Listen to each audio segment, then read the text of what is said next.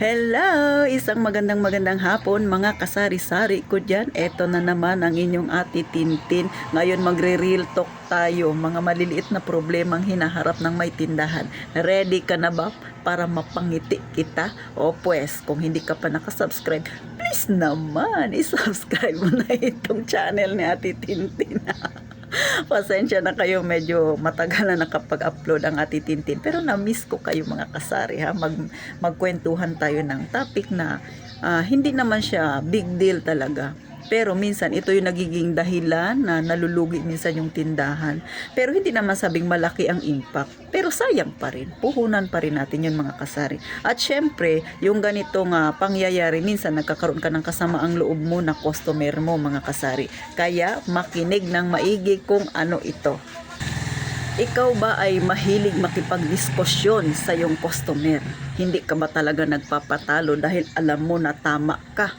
O syempre, totoo naman, talaga naman pag alam mong tama ka, ipaglalaban mo. Pero minsan mga kasari, kailangan yung ating pakikisama sa ating customer ay isipin din natin, lalo na kung may negosyo ka. O, ito ha mga kasari, real talk ito. Simpleng mga problema, pero minsan nagkukos din ng, minsan nagkakaroon ka ng, kumbaga kasamaan ng loob kasi sa mga pangyayaring ganito. O halimbawa na lang, bumili si customer ng itlog sa'yo. Ibinalik niya sa'yo kasi bugok daw. Ikaw, tatanggapin mo ba sisi? Oy, ako, sa akin na ha, tinanggap ko. O, lugi na naman si Ate Tintin. Bakit? Kung ang presyo ng itlog, binili mo 7 pesos, tapos ibebenta mo ng 10 pesos, so lugi ka na kaagad ng 4 pesos mga kasari. Kasi nga, syempre wala tayong magagawa. Syempre, ang gusto niyang bilhin ay produkto. O syempre kung bumili siya ng gano'n na itlog pang uulam niya, dalawa lang yung binili niya, yung isa bugok. O paano niya pa may dadagdag yun sa isang itlog, di ba? Kung yun lang talaga yung afford niya mga kasari. So ang nangyayari, binabalik sa tindahan. Pero minsan may mga tindera na hindi na yung tinatanggap. Bakit? Hindi naman daw niya kasalanan na bugok yung itlog kasi hindi niya naman nakikita, kasi nung binili niya ay okay naman. O tama din naman si tindera. Pero ako kasi mga kasari, hanggat maaari, iniiwasan ko na lang na makipagdiskusyon doon sa customer. Iniisip ko na lang, maliit lang naman na bagay. Pero sa totoo lang mga kasari, totoo yun. Kung bibili ka ng isang tray ng itlog, tapos mababalik sa'yo yung 5 dahil bugok, ibabalik ni customer, malaking lugi talaga yun mga kasari. Pero wala tayong magagawa. Pero sa akin yun ha, opinion ko yun. Hindi ko alam kung kayo ay ganyan din mga kasari. Iniiwasan ko makipagdiskusyon, pero ipinapaliwanag ko sa kanila. O katulad nung nangyari sa akin sa palengke mga kasari. So namimili ako ng itlog. Ngayon, mayroon akong katabi na isa ring mamimili. Sabi niya gano'n, nagtatatalak doon sa palengke. Sabi niya, dito na lang daw siya sa palengke bibili ng itlog. Kasi nga, doon daw sa kanila, sa sari-sari store nila, doon sa lugar nila, mahal na daw. Ang 7 pesos ay 10 pesos. So, ganon siya. Ay, syempre, ako may tindahan ako, nakarelate ako. Abay, sinagot ko. Sabi ko, kasi po, sir, syempre, kapag may tindahan ka, bibili ka dito 7 pesos. Ala nga naman ibenta mo sa tindahan mo na 7 pesos. May binabayaran pa po yang barangay at sa City Hall. Pamasahe pa niyan. Paano siya kikita kung hindi siya tutubo? Tsaka kayo, katulad kayo, namimili kayo. Syempre yung oras nyo sa pamimili ninyo dito na inilalaan. O diba? O, tapos tinawanan ko siya. Ngumiti ako sa kanya ng pagkatamis-tamis. Sabi niya sa akin, siguro may tindahan ka rin kasi alam na alam mo. Sabi ko, opo, ganun po talaga. Kasi, syempre, paano kikita ang isang negosyo kung hindi siya tutubo? O, diba? O, di tumahimik siya. Pero sa akin naman, sinagot ko siya in a nice way, mga kasari. Minsan talaga hindi maiwasan na kailangan mong magpaliwanag sa kanila kasi akala nila ang laki-laki ng tubo mo. Pero hindi nila alam, sa 7 pesos na puhunan, tapos ibinalik sa'yo, diba? Luging-lugi ka. Paano naman yung pamasahe mo? Diba? Yung pagod mo pa. So, hindi mo na nga pinapasweldoan yung sarili mo. Luging-lugi ka. So, ganun lang mga kasari. So, ano pa ba yung mga maliliit na bagay na nangyayari sa ating tindahan? Pansit canton o kahit na noodles pa yan na may sabaw. O na-experience ko yan. O kaaga-aga, binalik sa akin yung noodles na may sabaw kasi wala yung kanyang seasoning. O paano niya nga naman yung lulutuin. So ako, hindi naman din ako ang may gawa nun. So ano rin gagawin ko doon? Kasi nung bumili ako, hindi ko naman nakikita yung loob. Kaya yung ginagawa ko, pag bumibili ako, kinakapa ko na lang para ma-check ko kung nandoon ba yung seasoning niya. So, sa pagtitindahan mga kasari, ganun yung aking ginagawa. Nag-iisip na lang ako ng pwede kong iluna sa mga ganyang sitwasyon na maliliit na problema.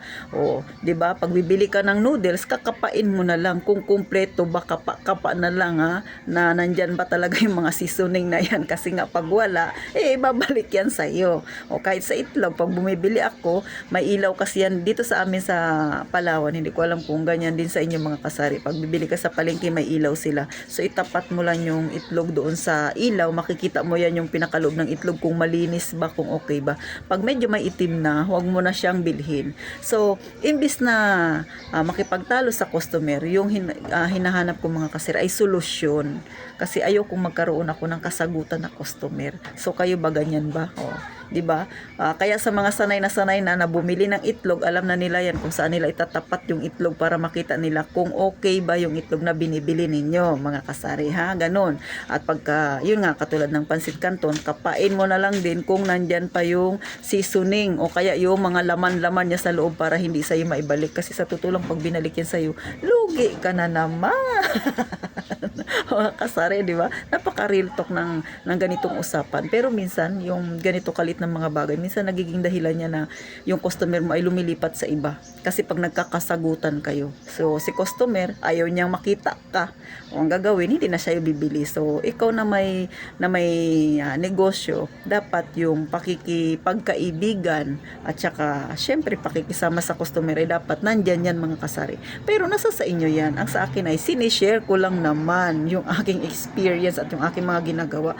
Kaya kayo na wala pang tindahan, na nandito kayo sa aking channel, nanonood kay Ate Tintin, wala pang tindahan na, pero yan ang mga simpleng problema na pwedeng lumaki mga kasari. Kasi siyempre, manghihinayang ka, customer pa rin yun. Lalo na kung good customer naman yung ganong klaseng tao, tapos nagkasagutan kayo dahil lang sa maliit na bagay na yun, o diba mga kasari. So, huwag problema ang hanapin nating mga may-ari ng tindahan, kundi solusyon para kahit papano maging maganda yung pakikisama natin at yung samahan ninyong mga magkakapitbahay dyan na tumatangkilik sa yung negosyo.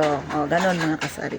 So, ano pa ba yung mga simple mga problema na dumarating sa atin? Katulad ng sa mga biskwit, di ba minsan kupas na yung pagkinain ng customer hindi na malutong. So, ang pinakamainam na gawin mga kasari, pag bibili kayo ng biskwit, i-check ninyo yung expiration date. Pagkatapos, syempre, kailangan maganda yung pagtali. Kasi ako yung mga biskwit ko nakatali siya sa taas mga kasari para hindi kaagad sumingaw. Ganon yung aking ginagawa.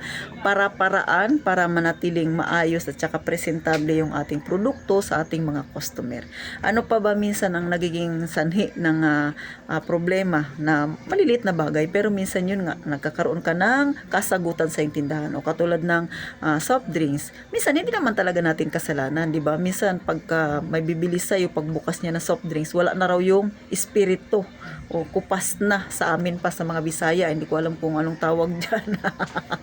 Pasensya na kayo mga kasari. So, naalala ko nung ako'y dalagita pa, may bumili ako ng soft drinks dahil ako inutusan. So, litro pa noon yung style ng Coca-Cola. So, pagbili ng aking kasabayan, bumili rin siya ng litro. Ngayon, uhaw na siya. 12 ounce yun. Tapos, pagbukas, walang espiritu. So, sabi niya, wala to espiritu. Ayaw kong bilhin yan. So, hindi ko na alam kung ano naging usapan nila sa ganon. Kung binayaran ni customer at kinuha yung soft drinks na hindi niya magugustuhan ng lasa kasi nga wala ng espiritu. Kupas na. Kayo ba mga kasari, kung sa tindahan ninyo mangyari yan, ano ang inyong gagawin? I-comment nyo nga dyan mga kasari. para ma-share din natin sa mga kagaya nating mga may tindahan, yung mga pinagagawa natin sa ating tindahan. Alam niyo mga kasari, mga simpleng problema lang talaga ito. Pero minsan nagdudulot ito ng minsan nagkakaroon ka ng kaaway o kasamaan ng loob kasi nga ganyan, di ba? Ayaw tanggapin ni tindera kasi nga hindi naman daw niya kasalanan. Sabi naman ni customer, bumibili ako sa iyo ng produkto, sana naman nasa maayos din kasi nagbabayad ako. Tama din siya.